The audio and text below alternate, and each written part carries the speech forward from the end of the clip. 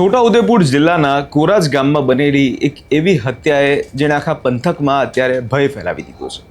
એક હસતો રમતો પરિવાર, 3 માસૂમ બાળકો અને અચાનક જ એક રાતમાં બધું વેર વિખેર થઈ જાય છે. અને આ કોઈ સામાન્ય હત્યા નથી, હત્યા એક તરફી પ્રેમના પાગલપણની છે. અને કેવી રીતે ગેરકાયદેસર સંબંધે એક મહિલાનો જીવ લીધો અને 3 બાળકોના માથા પરથી માતાનો છાંયો છીનવી લીધો છે, તેની વાત કરશું આ વિડીયોમાં. નમસ્કાર, આપ જોઈ રહ્યા છો નિર્ભય ન્યૂઝ. હું છું આપની સાથે પ્રથમ. આખા ઘટનાક્રમની શરૂઆત થાય છે છોટાઉદેપુરના કોરાજ ગામના ડુંગરિયા ફળિયાથી. ડુંગર ફળિયામાં યોગેશભાઈ નામના એક સામાન્ય વ્યક્તિ તેમની પત્ની ભારતીબેન અને 3 બાળકો સાથે પોતાનું જીવન જે છે તે શાંતિથી વિતાવી રહ્યા હતા. સામાન્ય દિવસોની જેમ જ આ પરિવાર પોતાનું ગુજરાન ચલાવતો હતો.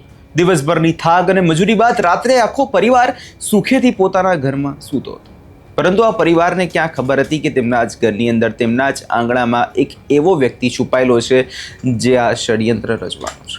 બહારનો કોઈ દુશ્મન ન હોય તો કદાચ યોગેશભાઈ લડી પણ લેત, પરંતુ અહીં તો દુશ્મન પોતાના જ લોહીમાં છુપાયેલો છે.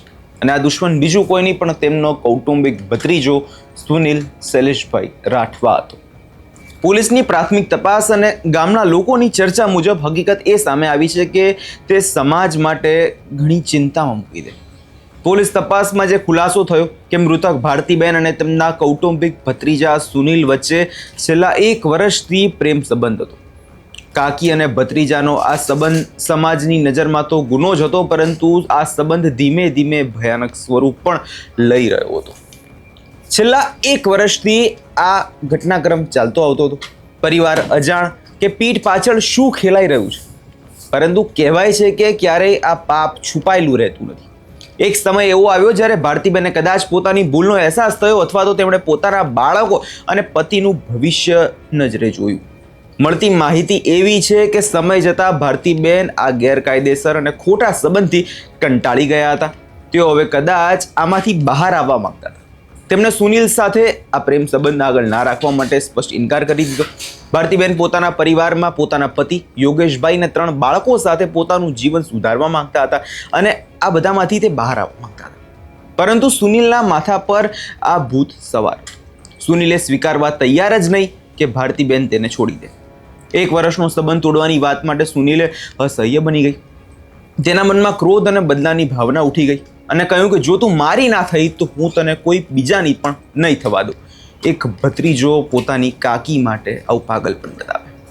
કદાચ આ વિકૃત માનસિકતા સાથે સુનિલે ભયાનક કાવતરું અડી કાઢ્યું. અને પછી ગત રાત્રિનો એ સમય હતો કે જ્યારે આખું ગામ નિંદ્રામાં હતું ને રાતના આશરે 2 વાગ્યાનો સમય થયો હશે. યોગેશભાઈ, ભારતીબેન અને તેમના 3 બાળકો પોતાના ઘરમાં સૂઈ રહ્યા હતા.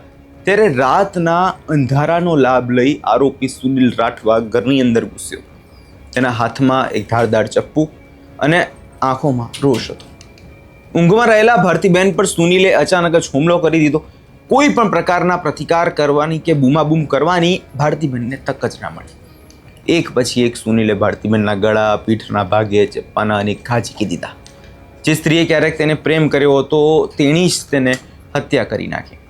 ભારતીબેન ગંભીર રીતે આમાં ઈજાગ્રસ્ત થયા અને પથારીમાં જ તરફડીને તેમણે પોતાનો જીવ આપી દીધો. જ્યારે પરિવારજનો જાગ્યા ત્યારે કદાચ બહુ મોડું થઈ ગયું હતું. ભારતીબેનનો જે મૃતદેહ છે લોહી લુહાણ હાલતમાં તેમની સામે પડ્યો હતો. હત્યારો સુનિલ અંધારાનો લાભ લઈને ત્યાંથી ફરાર થઈ ગયો. હવે આ હચમચારી જે દેનારી ઘટના છે તેણે આખા જ કોરાજ ગામની અંદર ડર ફેલાવી દીધો. રાતોરાતમાં ગામના લોકો બધા ભેગા થઈ ગયા. ઘટનાની ગંભીરતાને જોતા છોટાઉદેપુર પોલીસે તાત્કાલિક તેમને જાણ કરવામાં આવી. પોલીસનો કાફલો ગણતરીની જ મિનિટોમાં ઘટના સ્થળે પહોંચ્યો. પોલીસે સૌથી પહેલા તો તે ઘટના સ્થળનું પંચનામું કર્યું અને ભારતીબેનના મૃતદેહનો કબજો મેળવી તેને પોસ્ટમોર્ટમ માટે સરકારી હોસ્પિટલ મોકલી આપ્યો. ઘરમાં વિલાપ કરતા યોગેશભાઈને રડક કરતા જે બાળકો છે તેને જોઈ ત્યાંના જે ગામજનો છે તેની આંખો ભીની થઈ ગઈ. હાલમાં છોટાઉદેપુર પોલીસે આ મામલે સત્તાવાર રીતે હત્યાનો ગુનો નોંધીને વધુ તપાસ હાથ ધરી છે અને પોલીસ અલગ અલગ ટીમો બનાવીને ફરાર આરોપી સુનિલ રાઠવાને ઝડપી પાડવા માટે ચક્રો ગતિમાન પણ કર્યા છે. બસ સ્ટેન્ડ, રેલવે સ્ટેશન અને આસપાસના જે ગામમાં નાકાબંધી કરી દેવામાં આવી છે. પોલીસનું કહેવું છે કે બહુ જલ્દી આરોપી કાયદાના સકંજામાં હશે અને આ સમગ્ર મામલે આરોપીની ધરપકડ બાદ સત્તાવાર રીતે હત્યાનું સાચું કારણ અને આખી ઘટનાક્રમ જાહેર કરવામાં આવશે. હવે આની અંદર વાત એ કરવી છે કે આ આપણા સમાજની એવી વરવી વાસ્તવિકતા છે કે જ્યારે સંબંધોમાં મર્યાદા ઓળંગી જાય છે ત્યારે પરિણામ હંમેશા વિનાશક જ આવે છે. આજે એક મહિલાએ પોતાનો જીવ ગુમાવ્યો, એક પતિએ પોતાની પત્ની ગુમાવી, અને સૌથી મોટું દુઃખ તો એ 3 માસૂમ બાળકોનું કે છે કે જેણે આખી જિંદગી પોતાની માતાની છત્રછાયા ગુમાવી દીધી છે. હવે આખા મામલે જોવાનું એવું રહેશે કે પોલીસ કેટલી જલ્દી હવે આ આરોપીને જેલના સળિયા પાછળ ધકેલે છે અને કાયદો આ નિર્દય હત્યારાને શું સજા આપે છે. તમને શું લાગે કમેન્ટ બોક્સમાં ચોક્કસથી જણાવજો અને અમારી ચેનલ નિર્ભય ન્યૂઝને લાઇક, શેર અને સબસ્ક્રાઇબ કરવાનું ભૂલશો નહીં.